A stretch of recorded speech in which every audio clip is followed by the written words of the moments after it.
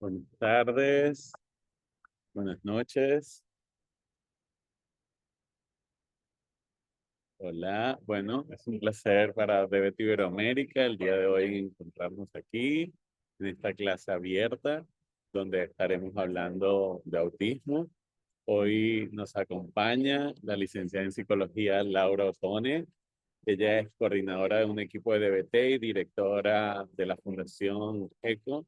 Además, llama aún más la atención o un plus, es madre de un niño autista y eso ha hecho que su estudio en el tema sea cada vez más dedicado y más abnegado. Bienvenida, Laura. Muchas gracias por tu tiempo. Sé que entre el trabajo, el nene, y todas tus obligaciones es bastante decir que estés aquí con nosotros, dándonos esta clase abierta. Así que bienvenida. Les quería agregar nomás, eh, la clase va a durar aproximadamente 45 minutos, es bastante introductorio. Y al finalizar les vamos a dejar unos 10 a 15 minutos para responder preguntas relacionadas a lo que escuchamos. Ahí abajito hay una cajita de preguntas y respuestas. Timbran escriben la pregunta y yo se la leo a Laura para que nos ayude con la respuesta.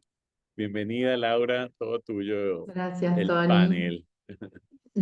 Bueno, pongo para compartir. Bien,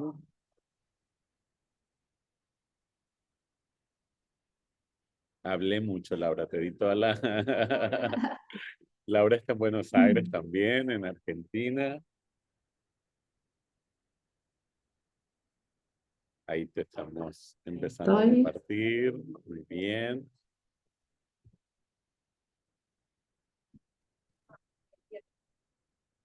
perfecto. A ver, un segundo.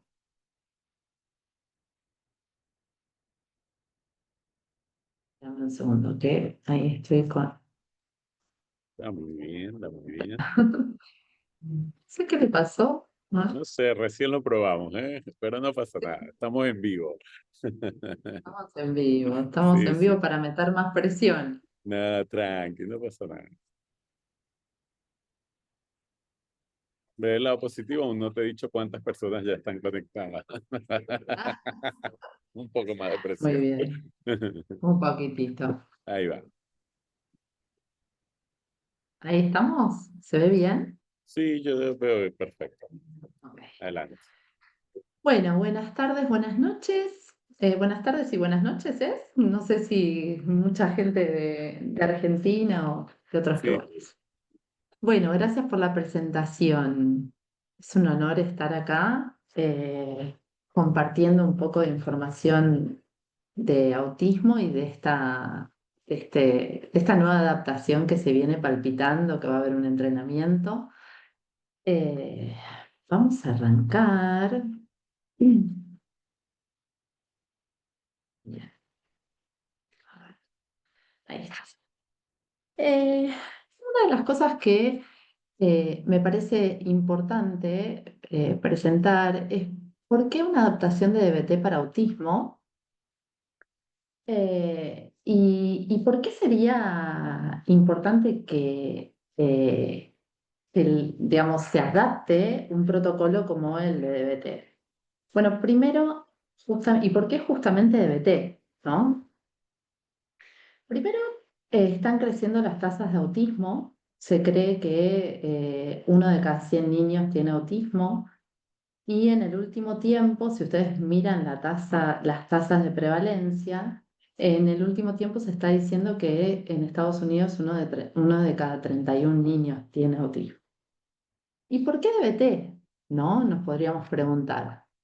Eh, en el último tiempo nosotros nos hemos dado cuenta por información nueva que hemos recibido, entrenamientos como este, que DBT ha funcionado para muchas personas que no venían diagnosticadas como autismo, pero han hecho el entrenamiento en DBT y han mejorado. Probablemente si hubiera adaptaciones específicas para la población autista, creemos que DBT funcionaría muchísimo mejor. Y de hecho ya hay un montón de estudios que están mostrando esa evidencia. Por otro lado, una de las cosas que viene pasando con el autismo es que hay un montón de tratamientos validados empíricamente para niños, pero pocos para adultos, como si los adultos no crecieran. En el último tiempo también DBT ha desarrollado algunas adaptaciones como RODBT y Skill System que han servido para una parte del espectro autista y que han probado que funcionan muy bien.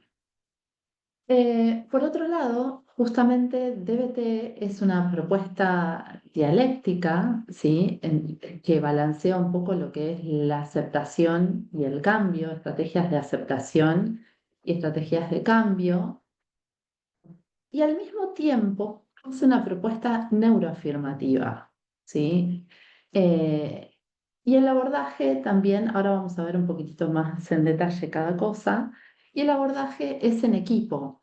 Ustedes no sé si conocerán, pero saben que los tratamientos para autismo generalmente son en equipo y tienen bastantes actores. Tenemos una terapeuta ocupacional, tenemos terapeuta generalmente individual y también pueden acceder a formatos grupales de habilidades. A veces puede entrar en juego un psiquiatra, un neurólogo, etcétera, gastroenterólogo. Bien, creo que probablemente conocen a Marsha Linehan. Ella propone lo que es la teoría biosocial y justamente en los inicios de la DBT, que fue más o menos en los años 80 a cargo de ella, de Marsha Linehan, justamente fue creada para una población bastante particular. Ustedes dirán, bueno, yo tengo un entrenamiento de autismo y ¿por qué estoy hablando de trastorno límite de la personalidad? Bien, justamente la DBT surge como una respuesta frente a las problemáticas que tenían las personas con trastorno límite de la personalidad, ¿sí? Para reducir las conductas parasuicidas y todas aquellas conductas que atenten en este orden a la vida, a la terapia y a la calidad de vida. Ella propone el término de desregulación emocional, ¿sí? Algunas de las características de la DBT justamente tiene que ver que balancea en toda su estructura, balancea estrategias de aceptación y también de cambio, ¿sí? También tiene, y si ustedes empiezan a pensar, bueno, ¿por qué estamos acá? Estamos para la población autista, porque queremos conocer un poco más de eso. eh, Da una estructura, DBT es un tratamiento bastante estructurado, una estructura clara, hay una jerarquía conductual de a qué conductas nosotros vamos a prestar atención, primero, porque son consultantes que vienen con múltiples problemáticas. Por otro lado, también incluye todo lo que le pasa al terapeuta, ¿no? Las necesidades de los terapeutas, cómo las propias reacciones de los terapeutas pueden obstaculizar en el trabajo clínico con un consultante.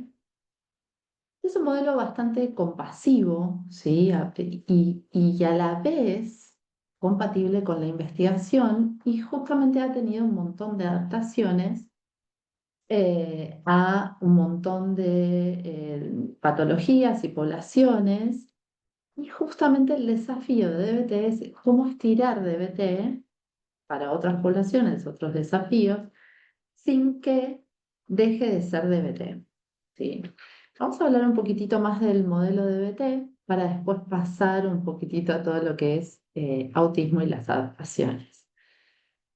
El modelo de BT justamente tiene influencias de lo que es el conductismo, la dialéctica y el budismo zen. Desde una perspectiva dialéctica, la terapia, justamente, el objetivo de una terapia es el cambio de alguna conducta, ¿sí? Alguna conducta disfuncional.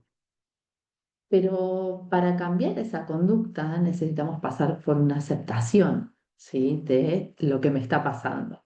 Entonces, un poco para entender la postura de, por ejemplo, el terapeuta en DBT no tiene una relación de poder, no tiene, no va a estar sabiendo algo que el paciente no sabe, sino que apostamos a validar lo que le pasa, apostamos eh, a poder enseñarles a escuchar la mente sabia, algo que cuando vienen y nos preguntan, ¿no? Bueno, ¿qué hago con esto? Nosotros le decimos, ¿qué te diría tu mente sabia? Entonces, hay mucho, y esto también tenganlo presente para lo que es el autismo, hay mucho trabajo de la autovalidación y la validación en terapia que tiene que ver con lo padecido, que ahora lo vamos a ver, que es la invalidación. ¿Sí?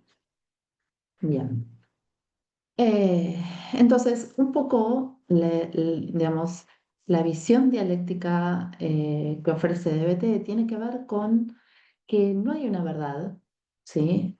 Y que, por ejemplo, cuando estamos hablando de una persona con una alta vulnerabilidad, no es la persona el problema ni el ambiente el problema, ¿sí? O sea, se supone que una persona de alta vulnerabilidad puede generar la invalidación del contexto y esa respuesta del contexto genera un aumento en la expresión emocional y así, ¿no? Entonces habla de una etiología biosocial en donde la desregulación emocional de una persona no tiene que ver exclusivamente con la persona ni exclusivamente con el ambiente, sino con la interacción entre ambos.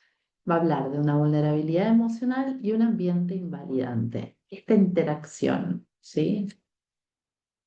Entonces, va a haber un ambiente, ¿sí? Que no supo, no pudo proveer las habilidades para manejar las emociones y a la vez una biología que hace que esa persona experimente las emociones con mayor intensidad o de una manera distinta.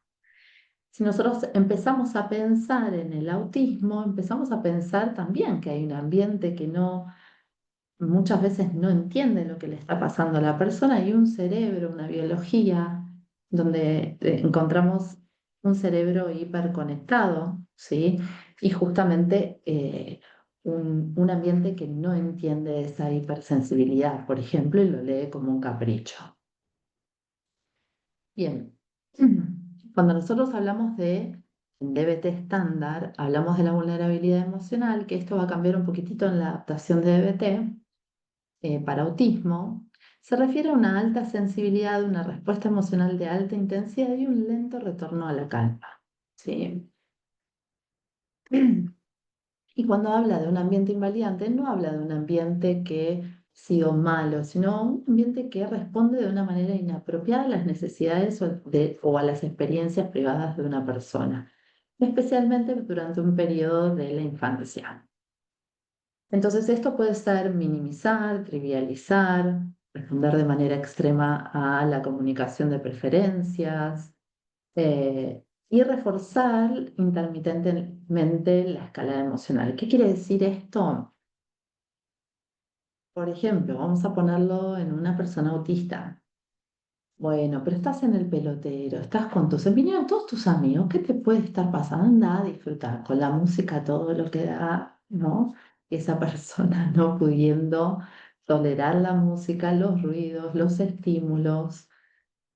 Eso es minimizar, es no entender, es invalidación, ¿no? Es pretender que la otra persona encaje o que pueda disfrutar incluso de algo que se parece más a una tortura que algo disfrutable. ¿Qué pasa? Las fallas en la crianza de las personas autistas es inmensa, ¿sí? Sin la intención de que sea así, pero justamente sobre todo una crianza de una persona neurotípica hacia una persona neurodivergente, ¿sí? El tener cerebros que procesan distinta la información y que eligen caminos distintos, la realidad es que es muy probable que haya invalidación, ¿sí? Puede ser de los dos lados también, ¿no? Eh, entonces, es importante como entender como esta dialéctica. Hay un cerebro hiperconectado y por otro lado hay un ambiente que no entiende esta hipersensibilidad.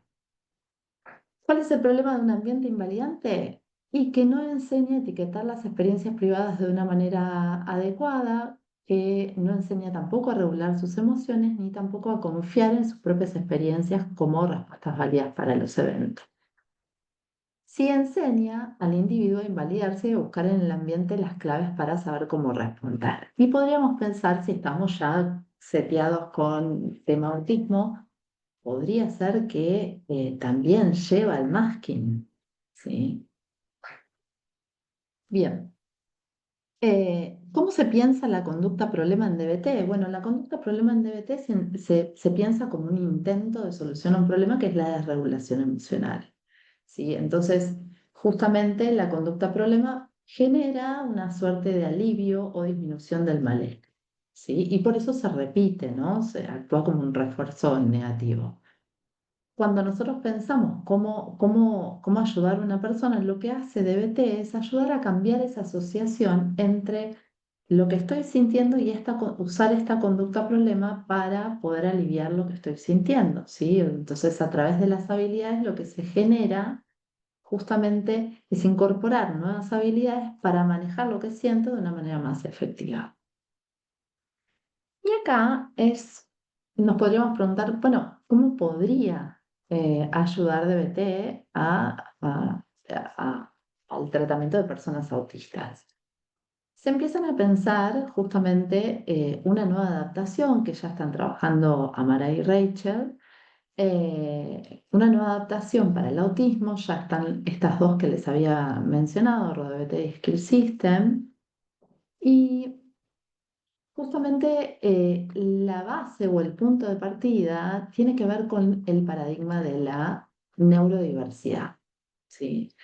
En donde partimos de la base de que existen diferentes formas de habitar el mundo, que todos somos distintos en cómo entendemos y procesamos la información, y el sentido que le damos y cómo nos comunicamos. Y justamente este paradigma sería el opuesto a pensar que la persona tiene que adaptarse, encajar, minimizar sus necesidades para poder alcanzar sus metas, ¿sí? Entonces, la adaptación de DBT que van a presentar ellas tiene que ver con, justamente, está apoyada en el concepto de neurodiversidad. Si se va a hablar de la diversidad en la neurología, no se va a hablar de déficit, ¿sí? Se va a hablar de diferencia, ¿sí? Justamente cada cerebro tiene una necesidad distinta y no es que las personas autistas tienen todos la misma necesidad, sino que esto va a variar. Justamente nosotros como terapeutas vamos a tener que trabajar en poder detectar esa necesidad y poder buscar, digamos, qué necesita o qué apoyos necesita para poder lograr sus metas. Entonces, se va a entender justamente la discapacidad desde un modelo social, en donde el modelo social concibe la discapacidad como un desajuste entre las habilidades de la persona y las expectativas sociales o del ambiente, ¿sí? En el que está inmerso. Entonces, la vida de los individuos con discapacidad va a estar limitada no tanto por su discapacidad en sí misma, sino por las barreras del ambiente, ¿sí? Y acá es donde cobra bastante importancia digamos, el ambiente y las modificaciones y las adaptaciones que nosotros necesitemos hacer, porque justamente, eh, digamos, piensen por un segundo, ¿no? O sea, si una persona para aprender necesita moverse, ok, vamos a movernos o necesitamos un ambiente donde se pueda mover y pueda prestar atención. Si necesitamos una rampa, pondremos una rampa. Si necesitamos un elevador, pondremos un elevador. El punto es justamente que las adaptaciones, y esto me gustaría que ustedes lo piensen, si van a ver las adaptaciones que ofrecen Rachel y Amara, las adaptaciones van a beneficiar a todos. ¿Por qué? un poco es lo que pasa con las adaptaciones que se hacen, por ejemplo, con los recreos sensoriales en las escuelas, con las rampas para discapacitados. No sirven solamente para personas con sillas de ruedas. Sirven para todos, sirven para la mamá con el carrito, para la persona con roller, para la bicicleta, ¿no? Entonces, siempre pensamos que desde estos modelos las adaptaciones nos enriquecen a todos, no solamente a las personas para las cuales están pensadas. Bien, un poco un repaso rápido por los criterios del DSM. No es mi intención explicar el autismo, pero un poco el DSM uno no lo puede dejar de nombrar.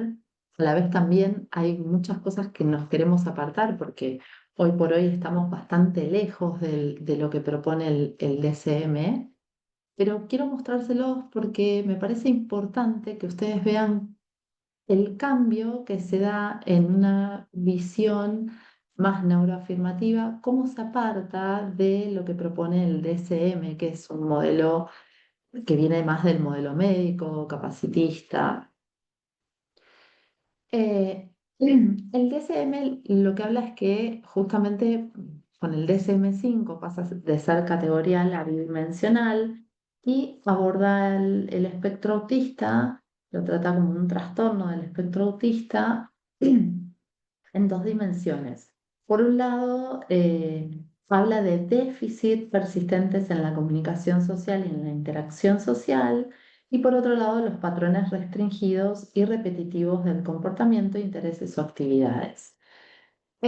Cuando habla justamente de los déficits en la comunicación y en la interacción social, eh, habla que hay déficit, y fíjense cómo marco yo ahí la palabra, ¿no? Déficit, déficit, déficit, en la reciprocidad socioemocional, ¿sí?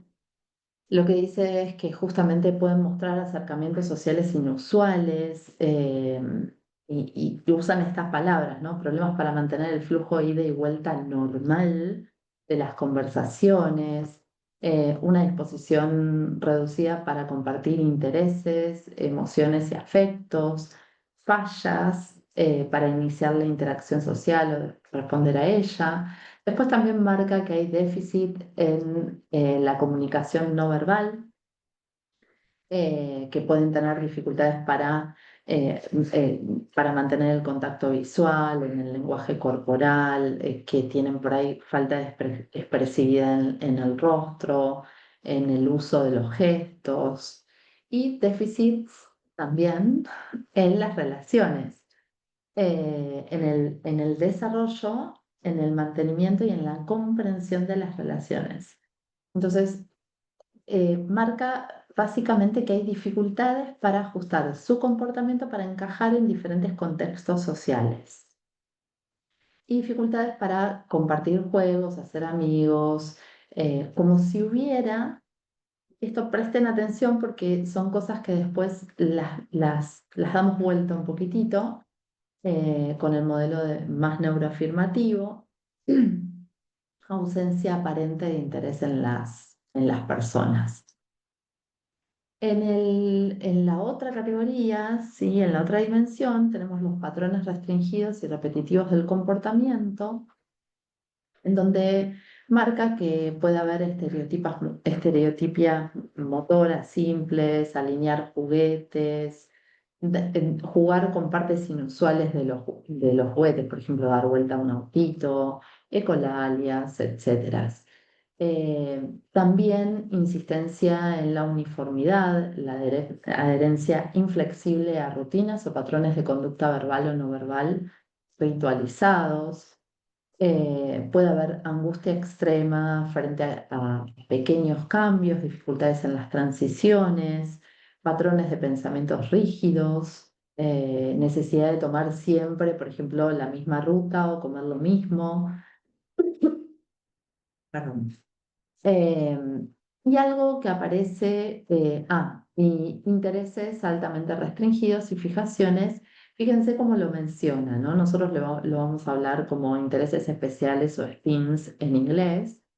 intereses altamente restringidos y fijaciones que son anormales en intensidad o enfoque. Esto tiene que ver con que presentan intereses, lo que dice el DSM, excesivamente circunscriptos o perseverantes. Todo juicio de valor para nosotros la comunidad de DBT. Y por último, el DSM-5 agrega la hiper o hiporreactividad a la información sensorial o intereses inusuales en aspectos sensoriales del entorno.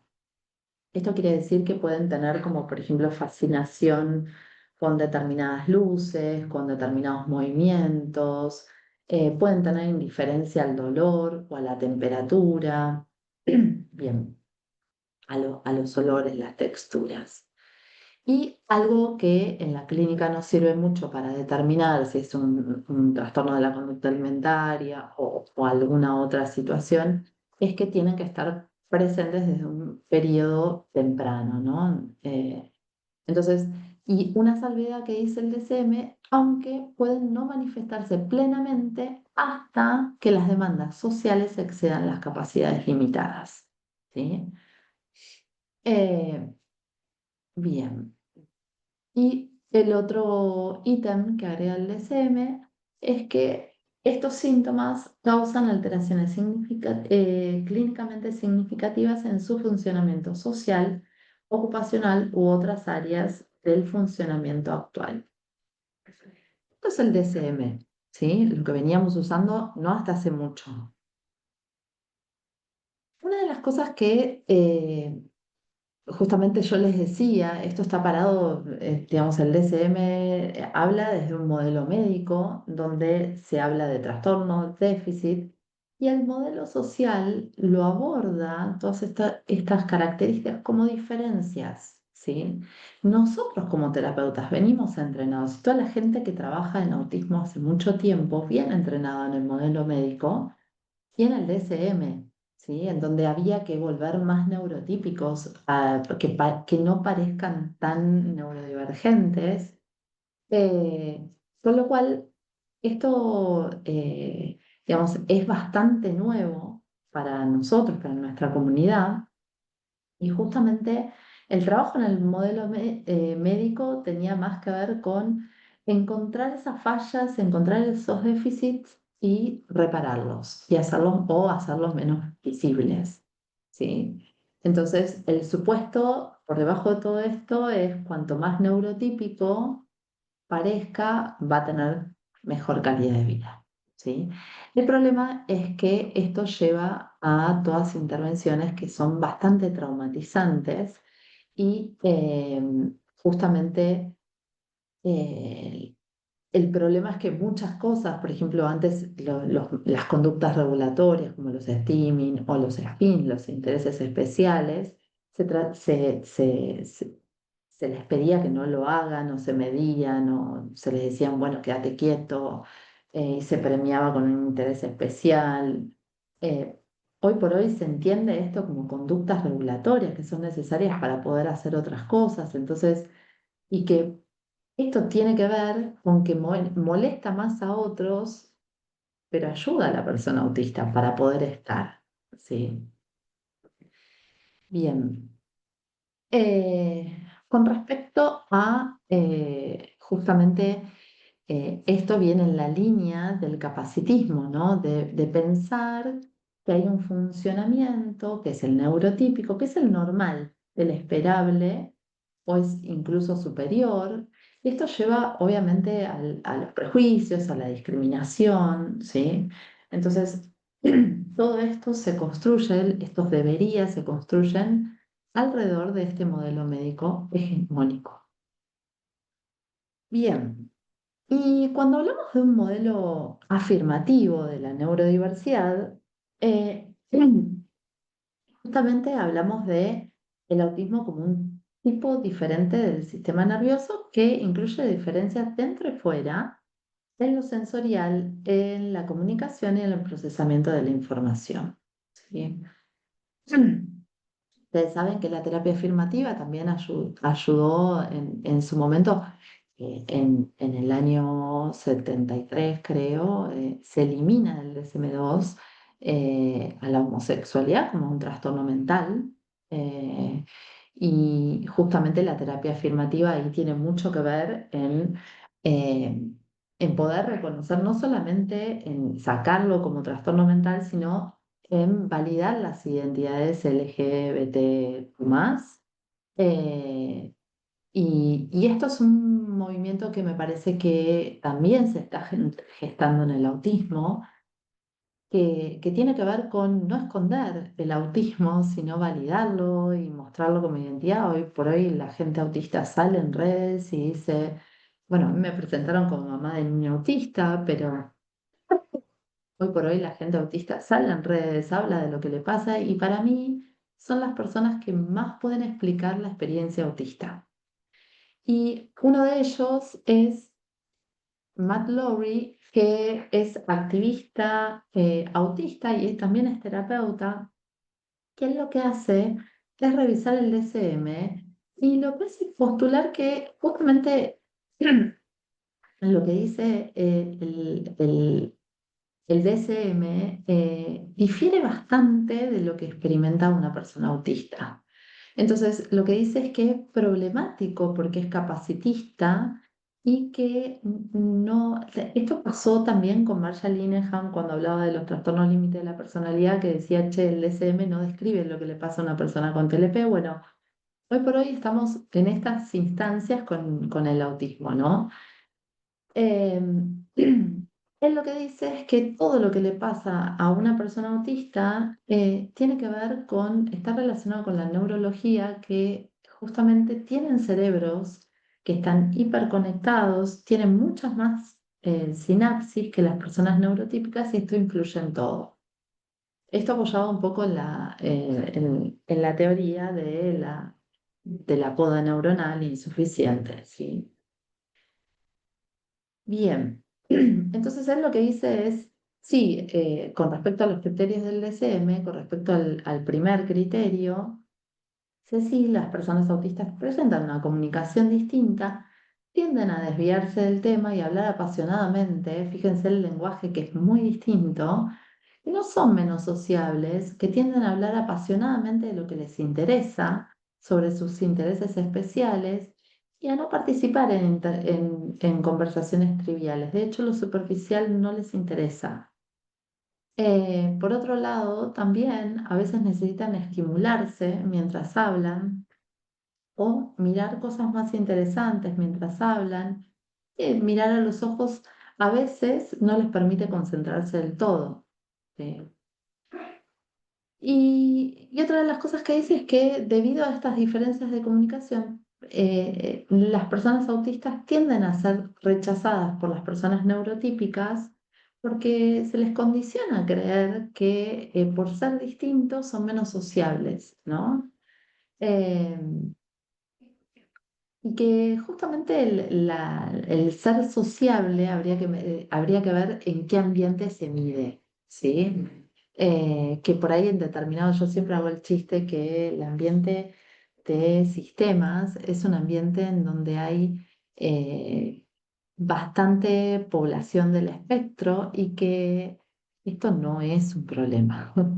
Entonces, bueno, dependiendo dónde midamos esto, dependiendo cuánto interfiere en sus tareas, en su trabajo, en el desarrollo de relaciones. Bien, con respecto al criterio B, habla de que justamente pueden tener repetición de palabras, frases que les parecen interesantes, citables, también encuentran seguridad en las rutinas, ¿sí? Pensemos que las personas con autismo eh, no tienen un filtro sensorial y entonces perciben la realidad constantemente como un caos y las rutinas, el orden, lo reglado, el poder prever una cosa, la anticipación, a ellos les permite ordenar todo este caos y sentirse menos abrumados. Por otro lado, tienen intereses especiales, y esto a mí me encanta lo que dice, es que justamente debido a su hiperconexión cerebral, las personas autistas sienten mayor pasión por lo que por lo que les interesa. Cuando tienen un interés especial, tienden como a meterse mucho con eso. Y lo que dice es, es un nivel de disfrute que las personas neurotípicas no pueden experimentar debido a su falta de conexiones. Me pareció brillante. Y también esta hiper o hiporreactividad a los estímulos eh, tiene que ver también con sus hiperconexiones, que sienten las cosas con mayor intensidad.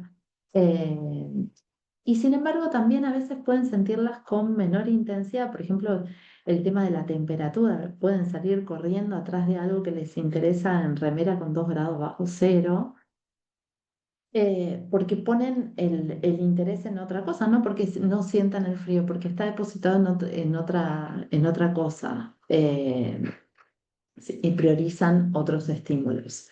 Bien. Entonces, lo que dice es que nacen con estos rasgos, pero aprenden a disimularlos. Esto es el masking del que hablábamos. Eh, y justamente que estos rasgos causan angustia a otras personas, ¿sí? El DSM marca los niveles de deterioro solo cuando afecta a otras personas o en la esfera social, en el trabajo, la escuela, etcétera. Pero no cuando es un problema cotidiano con el que aprenden a convivir, porque esto es lo que dice, realmente no refleja lo que le pasa a una persona autista.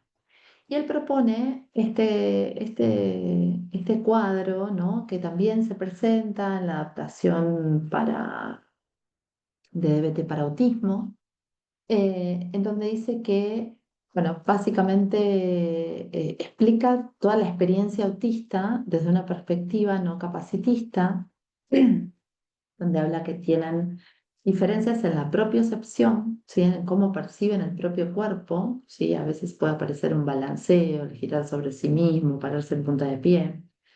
En la estereocepción, que es la percepción del mundo exterior, eh, en los STEAMs tienen justamente movimientos o conductas autorregulatorias, ¿sí? Que pueden hacer, por ejemplo, el aleteo, el hacer sonidos, el caminar de una manera particular. Los SPINs, que son intereses especiales, que es más fácil, justamente se usan para conectar más con las personas autistas. Pueden tener diferencias en todo el funcionamiento ejecutivo, tener hiperfoco, evitación de la demanda, dificultades para iniciar o detener o mantener actividades que les interesan. Diferencias en la interocepción, en la percepción de las necesidades internas, hambre, sed, están con algo que les interesa mucho y puede pasarse de que no comieron nada en todo el día, ¿no? Em, en la intensidad, diferencias en la intensidad emocional, justamente habla de los meltdown, los shutdown, el burnout, el meltdown y el shutdown, ahora voy a explicar un poco de eso. Em, y diferencias en la comunicación, como dijimos recién. Y perdón, diferencias en las relaciones, ¿sí? Yo les voy a pasar un videito que es muy corto. eh, A ver si lo puedo, si se escucha bien.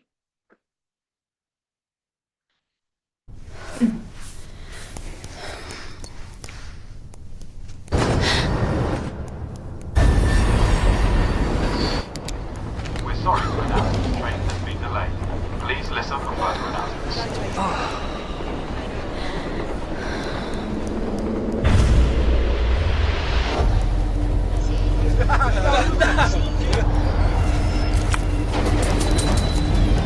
This train is diverted. Sorry.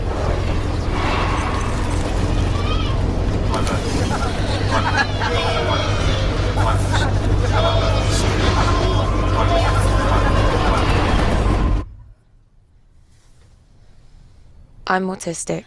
and the fear of unexpected changes can make leaving the house impossible.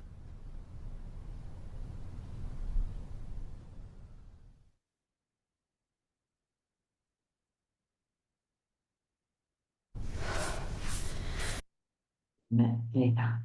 Bien, justamente esto es para pensar si DBT, los que saben DBT, piensan que podría DBT ayudar a esta chica. Yo creo que sí. Eh, entonces, ¿por qué DBT podría ayudar a personas con autismo? Porque muchas personas autistas tienen dificultades para identificar y regular sus emociones, porque muchas personas autistas tienen altas tasas de autolesión, suicidio e invalidación traumática. Muchas personas autistas desarrollan desregulación emocional. TLP y autismo pueden coexistir como diagnósticos. La gran mayoría de personas autistas tiene trauma o ha padecido invalidación traumática. Bien.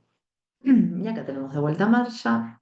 Y justamente si nosotros pensamos en este modelo de la desregulación emocional, donde entendemos la desregulación emocional como una interacción entre un ambiente y una persona más vulnerable a nivel emocional, podemos pensar un poco el modelo dialéctico para la población autista. Tenemos la biología, que son diferencias en la neurología.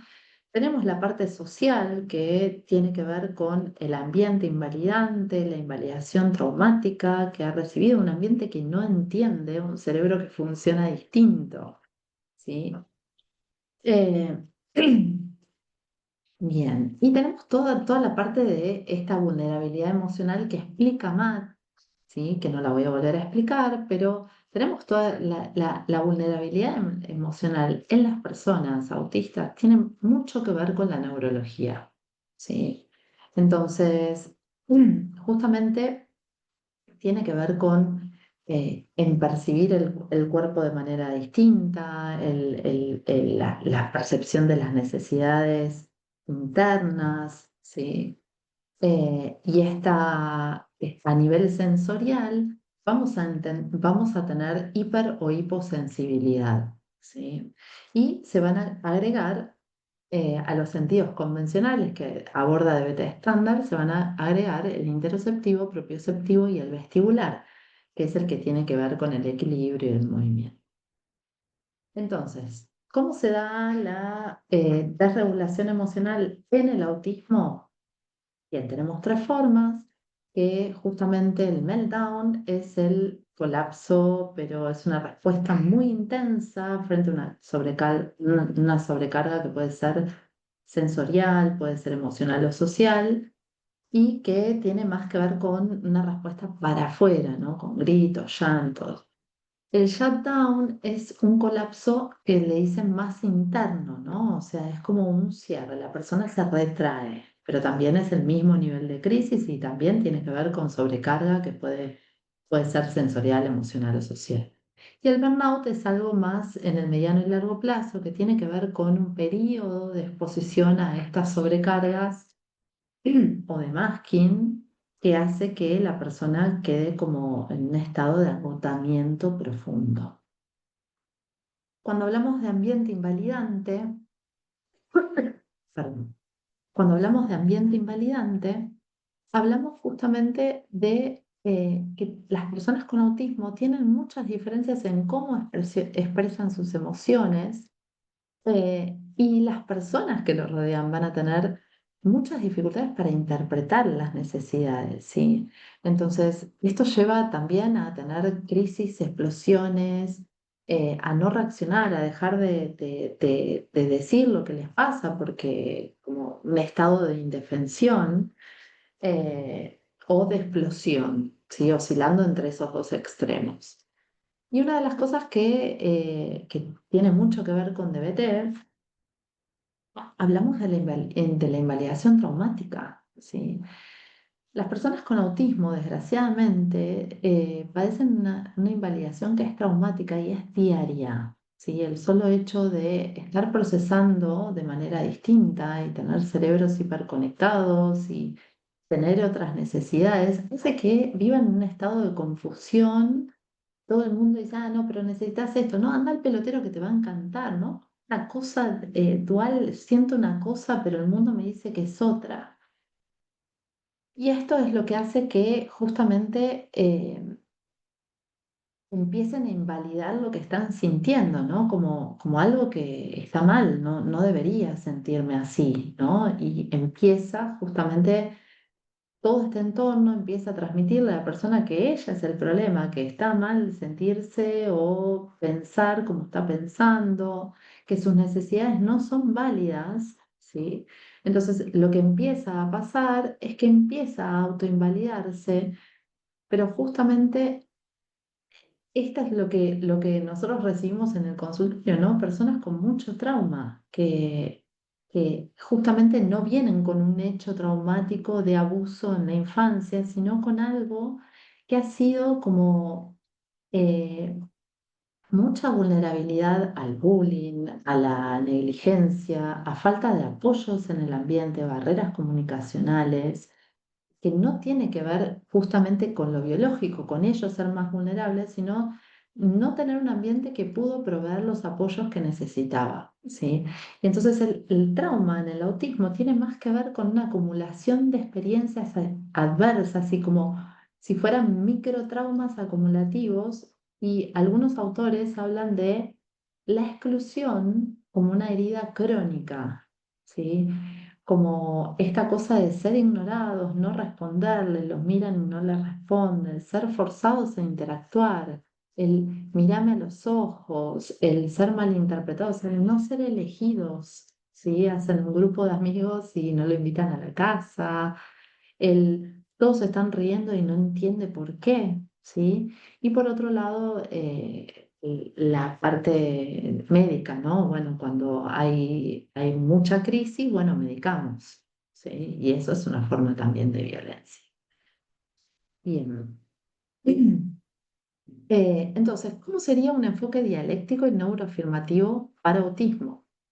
Se deja de poner el foco en la persona autista y se empieza, y justamente se deja de entrenar solamente en tolerar y parecer más neurotípico, y justamente se les ayuda, por un lado, a tratar de incluirse en un ambiente, en un mundo que no fue creado para ellos, pero al mismo tiempo trabajar en proveer o brindar adaptaciones reales y buscar para la persona autista adaptaciones reales y ajustadas, lo que le llamamos apoyo para poder maximizar la inclusión.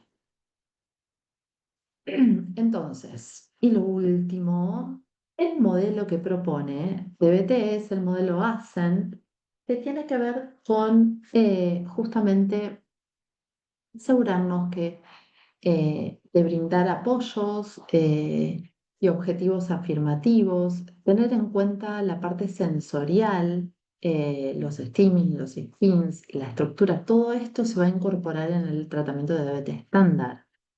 Adaptaciones, va a haber adaptaciones en la comunicación, en el funcionamiento ejecutivo y desde una postura de neurohumildad y teniendo en cuenta el trauma como base de todo lo que le pasa a nivel de regulación emocional. Bien. Entonces, justamente para poder, como el primer paso, lo que vamos a necesitar es asegurarnos, DBT lo que va a tratar de hacer es asegurarse que los objetivos no sean objetivos de la comunidad, sino que sean de la persona autista, que realmente la persona quiera eso, ¿sí? No vamos a asumir nada, que hoy discutíamos en el equipo, che, pero ¿realmente quiere tener la casa limpia o es algo que debería pasar o debería hacer esto porque ya tiene determinada edad? ¿Sí? No vamos a asumir nada, vamos a tratar de preguntar si realmente son objetivos de nuestro consultante. Vamos a tratar de incluir las necesidades sensoriales, vamos a tratar de evaluarlas, vamos a preguntarles si hay algo que les molesta a nivel visual, olores, sonidos, algo táctil, movimientos. Y si va a haber algo que, por ejemplo, si tienen hiposensibilidad, que no registren tanto como otros, vamos a tener en cuenta, vamos a preguntar acerca de sus stimmings o conductas regulatorias, si hay alguna conducta repetitiva que haga algún sonido, Y justamente si necesitan alguna información sensorial como morder, masticar o tocar algo o apretar algo. Justamente los stimming los vamos a tener en cuenta como conductas regulatorias, no como algo que esté mal, sino como para favorecer la autorregulación. Después los spins también se van a incluir en el tratamiento, tanto en el grupal como en el individual. Se va a alentar su uso, son los intereses especiales y justamente se va a usar para conectar con, yo puse lo del clima porque mi hijo es fanático del clima, entonces yo le pongo el clima y él está ahí como, es totalmente de conexión. Cualquiera puede conectar mostrándole un rayo, un trueno o algo de esto. Pero justamente cuando necesitamos entrar en contacto con una persona con autismo, necesitamos como ver cuáles son sus intereses especiales. Es la puerta de entrada, ¿sí? De ninguna manera los vamos a restringir. Y si no sabemos nada como terapeutas, va a ser un lindo recurso poder informarnos y que nos informen porque les encanta hablar de esto. Con respecto a la estructura, vamos a tratar de que la estructura siempre sea clara, consistente, tanto en el coaching telefónico como en las sesiones, y que haya una agenda escrita, ¿sí? Y vamos a tratar de que siempre DBT es un tipo de terapia muy estructurada, tiene mucha claridad y generalmente dejamos todo muy por escrito, como por ejemplo los límites personales. Y la comunicación, vamos a tratar de evitar las metáforas, vamos a hacer, por ejemplo, adaptaciones en mindfulness, en mente sabia, vamos a tratar de que esto no sea tan abstracto, sino vamos a tratar de usar recursos más concretos, más directos, vamos a usar apoyos visuales si fuera necesario, una agenda escrita visual a mano, no pretender que siempre la comunicación sea